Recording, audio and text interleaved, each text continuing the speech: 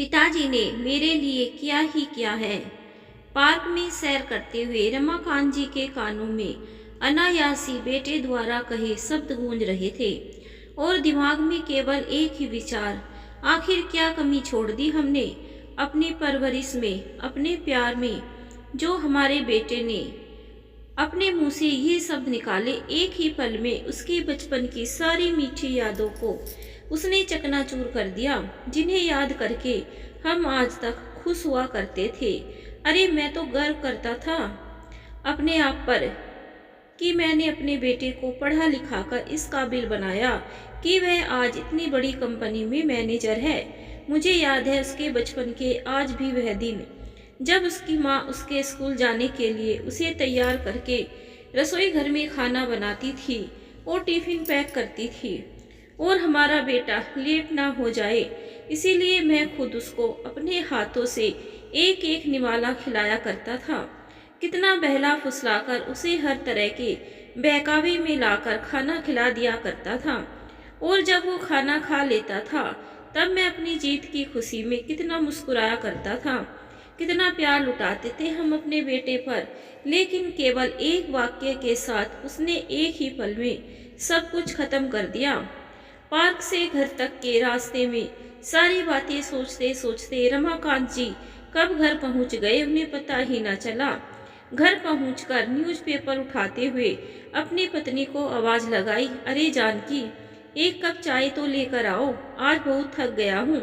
इतने में कुकर की सीटी बजी और उनकी आवाज वहीं दब गई। शायद जानकी ने सुना नहीं। यह सोचकर रमाकांत जी रसोई घर में गए तो देखा उनकी पत्नी जानकी भी अपने ही विचारों में गुम थी। अपनी पत्नी की उदासी का कारण जानते थे रमाकांत जी। उनकी चुप्पी तोड़ने के इरादे से बड़े ही उल्लास भरे स्वर में बोले, अरे जानकी जी, आज चाय देने का इरादा है या नहीं? एकाएक अपने सोच विचार में मग्न जानकी जी अपने पति की आवाज सुनकर जैसे झटका सा खा गई और उन्हें देखते ही तुरंत बोली, अरे आप आ गए, मैं आपका ही इंतजार कर रही थी। आज नाश्ता देरी से बना था और रोहित को जाने की जल्दी थी। आज उसकी कंपनी में चेयरमैन आ रही है ना, इसीलिए सुबह 7 बजे ही जाना था उसे, तो रोहित बिना टिफिन लिए ही घर से चला गया। आप एक काम तो कीजिए, आप उसे उसके ऑफिस में ही टिफिन देकर आइए, नहीं तो भूखा ही रह जाएगा हमारा बेटा। तब तक मैं आपके लिए चाय नाश्ता बनाकर रखती हूँ। रमाकांत जी ने न्यूज़पेपर वही रख दिया और कुछ ही देर में नहा धोकर तैयार हो गए। रोहित के लिए टिफिन उठाया और जल्दी से उसे टिफिन देने के लिए निकल गए। इधर जानकी जी ने राहत की सांस ली और सोचने लगी, अगर रोहित के पापा उसके टिफिन लेकर जा रहे हैं तो इसका मतलब उन्होंने कल का वो झगड़ा सुना ही नहीं जो मेरे और रोहित के बीच में हुआ था। सुन लेते तो टिफिन देने जाने के लिए हरगिज तैयार ना होते। मैं तो बिना सिर पैर के ही चिंता कर रही थी। रोहित की तो हमेशा अपने पिताजी से एक ही शिकायत रहती है और हमेशा एक ही सवाल उसकी जुबान पर रहता है कि पिताजी ने किया ही क्या है मेरे लिए। एक शिक्षक बनके कौन सा पहाड़ तोड़ लिया उन्होंने। अपने बेटे की छोटी छोटी ख्वाहिशों को भी पूरा ना कर सके। मेरा मित्र सोहन कितनी ऐसो आराम भरी जिंदगी जी रहा है। क्या बड़ा आलीशान बंगला बनाकर दिया है उसके पिताजी ने उसे। और मेरा दूसरा मित्र विशाल, जिसके पिताजी बिजनेसमैन है, उसके पिता ने उसे बड़ी कार खरीद कर दी है। पिताजी की नौकरी में तो हम 2 कमरों के किराए के मकान में ही रह पाए, उनसे तो एक घर भी ना बनवा कर दिया गया। जानकी जी अपने पति के लिए बोली गई कोई भी गलत बात बिल्कुल भी बर्दाश्त नहीं कर सकती थी। तुम अपने पिताजी पर इस तरह कैसे दोषारोपण कर सकते हो? तुम्हारी बहन की शादी का खर्च भी तो उन्होंने ही उठाया है। हालांकि तुमने नौकरी करनी शुरू कर दी थी, उन्होंने तुमसे एक पैसा तक नहीं लिया। अपनी मेहनत की कमाई से किया है उन्होंने सब। रोहित, तुम्हें ये भी मालूम है कि तुम्हारे पापा घर में बड़े हैं। 3 बहनों और 2 छोटे भाइयों की शादी का खर्च भी उन्होंने उठाया था। और फिर गांव की जमीन के विवाद का झंझट भी तो तेरे पिताजी ही देख रहे हैं। लेकिन माँ, इस सब का हमें क्या फायदा हुआ? उनके जिन भाई बहनों की आप बात कर रही है, उन सभी ने अपने और अपने बच्चों के लिए बड़े बड़े मकान खड़े कर लिए हैं। उन्होंने कभी सोचा कि उनके जिस बड़े भाई ने उनके लिए इतने कष्ट उठाए, उसने एक छोटा सा मकान भी नहीं बनाया अपने बच्चों के लिए? कि क्या उनका फर्ज नहीं बनता था कि अपने बड़े भाई को भी एक मकान बनाकर दे दे? अपने पुत्र के मुंह से अपने पिता के लिए ऐसी अपमानजनक बातें सुनकर जानकी जी की आंखें भर आई। सोचने लगी कि क्या बताऊं अपने द्वारा ही जन्म दिए गए बेटे को। आजकल के बच्चे क्या जानेंगे अपने पिता के उसूलों और कर्तव्यों के बारे में। अपनी आंखों से आंसू पोंछते हुए बोली, बेटा, मैं तो केवल इतना जानती हूँ कि तुम्हारे पापा ने जीवन भर अपना कर्तव्य निभाया, अपने भाई बहनों से कोई आशा नहीं रखी और ना ही उन्होंने कभी तुमसे कुछ मांगा है। इस पर रोहित बोला, ठीक है, पापा ने जो किया सो किया, लेकिन कम से कम जब हजारों बच्चों के ट्यूशन लेते थे तो उनसे तो फीस ले सकते थे ना। अगर उस समय उन्होंने अपने बच्चों के बारे में भी सोचा होता तो आज हमारा रहन सहन भी मेरे मित्रों के जैसा होता। आजकल के शिक्षकों को देखो, बड़े बड़े बंगले खड़े किए हुए हैं और शानदार गाड़ियों में घूमते हैं। तुम्हारी बात सही है बेटा, लेकिन तुम्हारे पापा के कुछ उसूल थे।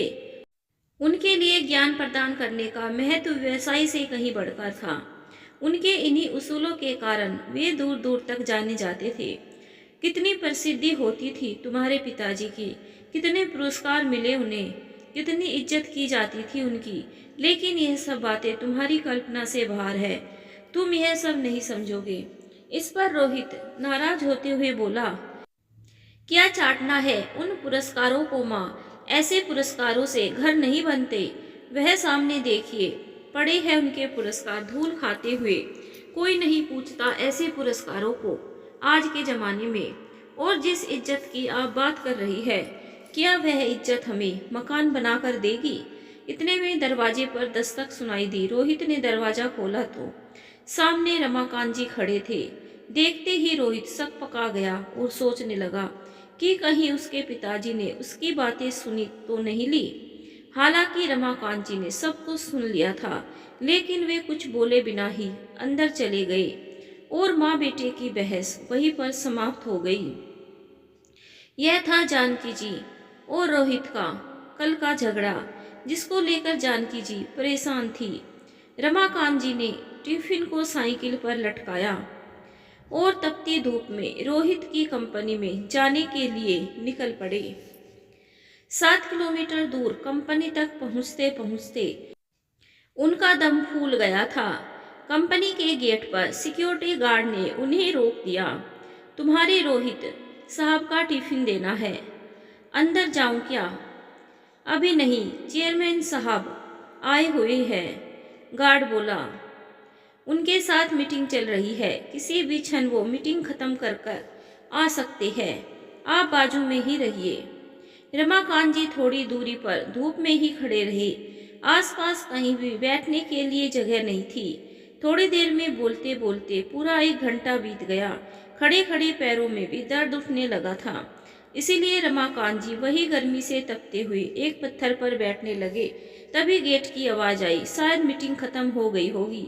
चेयरमैन साहब के पीछे पीछे कई अधिकारी और उनके साथ रोहित भी बाहर आया।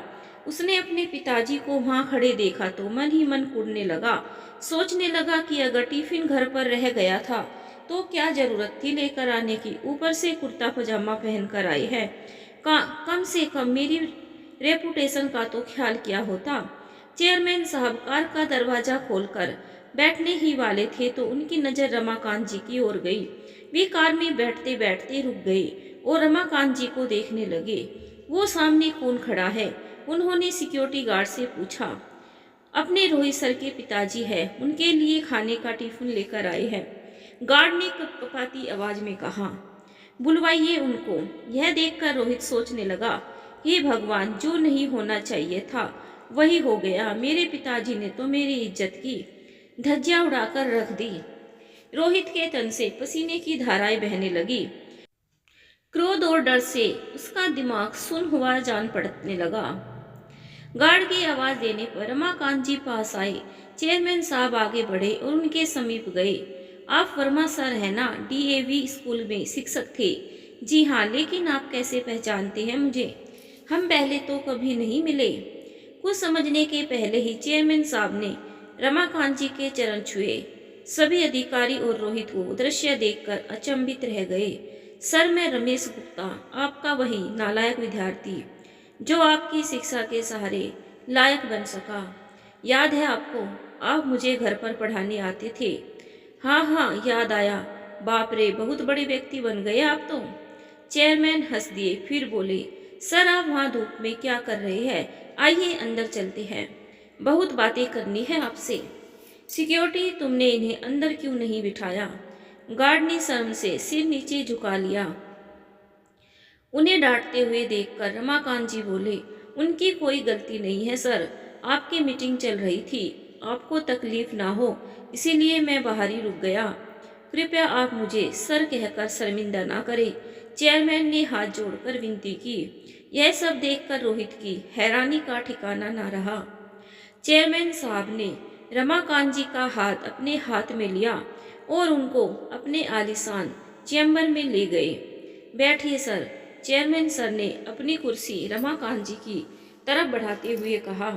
नहीं नहीं, वो कुर्सी आपकी है, रमाकांत जी ने शक पकाते हुए कहा।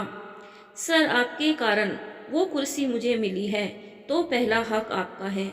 चेयरमैन साहब ने जबरदस्ती से उन्हें अपनी कुर्सी पर बिठाया।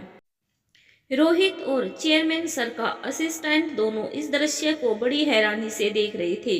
तुम लोगों को मालूम नहीं होगा, वर्मा सर नहीं होते तो आज ये कंपनी नहीं होती और मैं मेरे पिताजी की अनाज की दुकान संभालता रहता। स्कूल समय में मैं बहुत ही डब्बू विद्यार्थी था। जैसे तैसे मुझे 9वीं कक्षा तक पहुंचाया गया। शहर की सबसे अच्छी क्लासेस में मुझे एडमिशन दिलाया गया, परंतु मेरा ध्यान कभी पढ़ाई में नहीं लगा। उस पर अमीर बाप की औलाद पूरा दिन मौज मस्ती और मारपीट करना, शाम की क्लासेस से बंक मारकर मूवी देखना, यही मेरा शौक था। माँ को वो सहन नहीं होता। उस समय वर्मा सर कड़े अनुशासन और सर्वश्रेष्ठ शिक्षक के रूप में बहुत प्रसिद्ध थे। माँ ने उनके पास मुझे पढ़ाने की विनती की, परंतु सर के छोटे से घर में बैठने के लिए जगह ही नहीं थी। इसीलिए सर ने पढ़ाने में असमर्थता दर्शाई। माँ ने उनसे बहुत विनती की और हमारे घर आकर पढ़ाने के लिए मुंह मांगी फीस का बोला। सर ने फीस के लिए मना कर दिया, परंतु अनेक प्रकार की विनती करने पर घर आकर पढ़ाने को तैयार हो गए।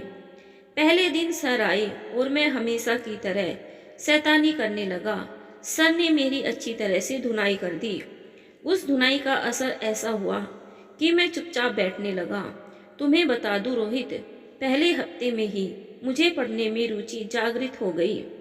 तत्पश्चात मुझे पढ़ाई के अतिरिक्त कुछ भी सुझाई नहीं देता था। सर इतना अच्छा पढ़ाते थे। अंग्रेजी, गणित, विज्ञान जैसे विषय जो मुझे कठिन लगते थे वो अब सरल लगने लगे थे। फिर तो मुझे पढ़ाई से प्यार होने लगा। सर कभी आते नहीं थे तो मैं परेशान हो जाता था। 9वीं कक्षा में मैं दूसरे नंबर पर आया। माँ पिताजी को खूब खुशी हुई। मैं तो जैसे हवा में उड़ने लगा था।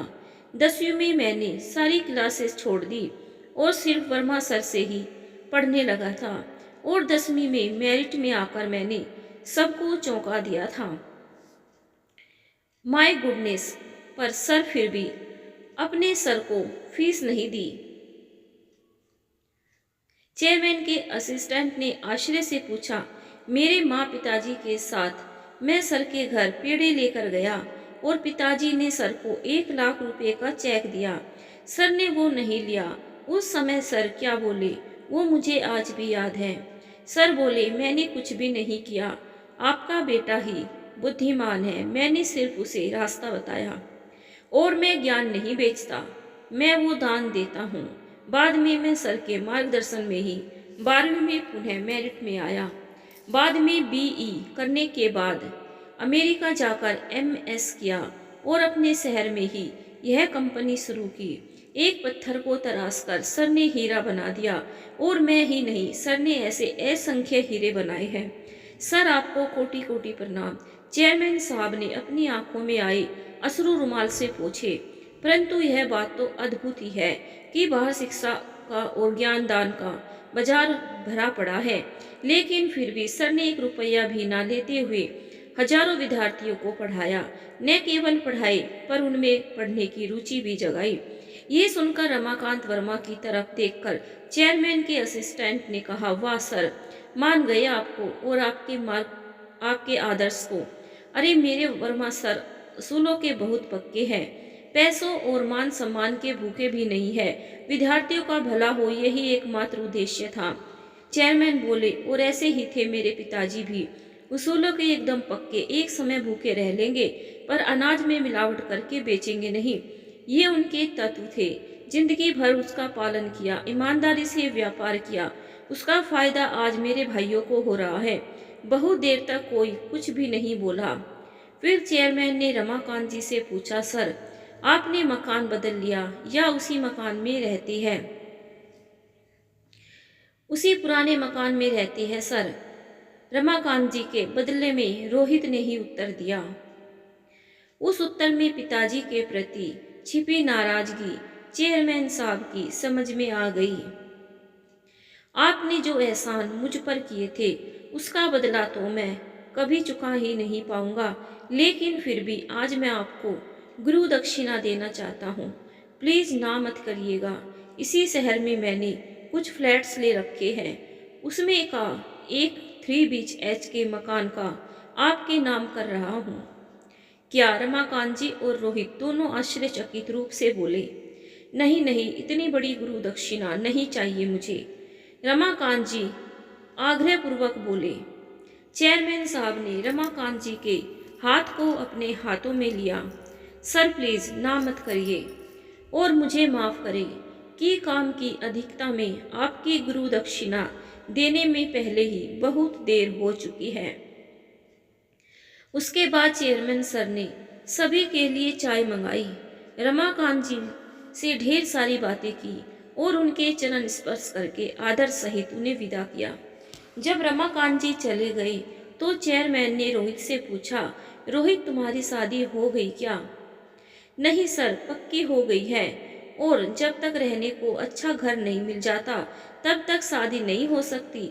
ऐसी शर्त मेरे ससुर जी ने रखी होने से अभी तक शादी की डेट फिक्स नहीं की, तो फिर हॉल भी बुक नहीं किया।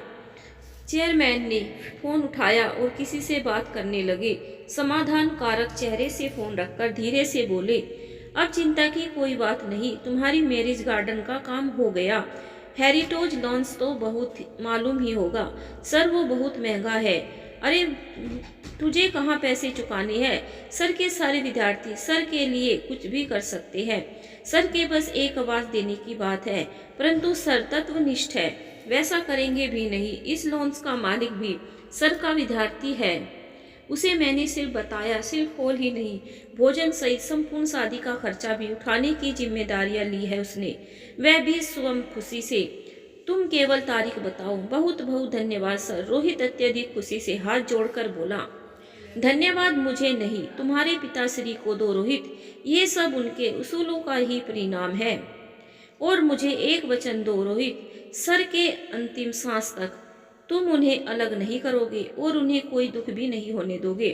मुझे जब भी मालूम चला कि तुम उन्हें परेशान कर रहे हो तो न केवल इस कंपनी से निकाल दूंगा, बल्कि पूरे शहर भर के किसी भी स्थान पर नौकरी करने लायक नहीं छोड़ूंगा, ऐसी व्यवस्था कर दूंगा। चेयरमैन साहब कठोर शब्दों में बोले। नहीं सर, मैं वचन देता हूँ वैसा कुछ भी नहीं होगा, रोहित हाथ जोड़कर बोला। शाम को जब रोहित घर आया तब रमाकांत जी किताब पढ़ रहे थे।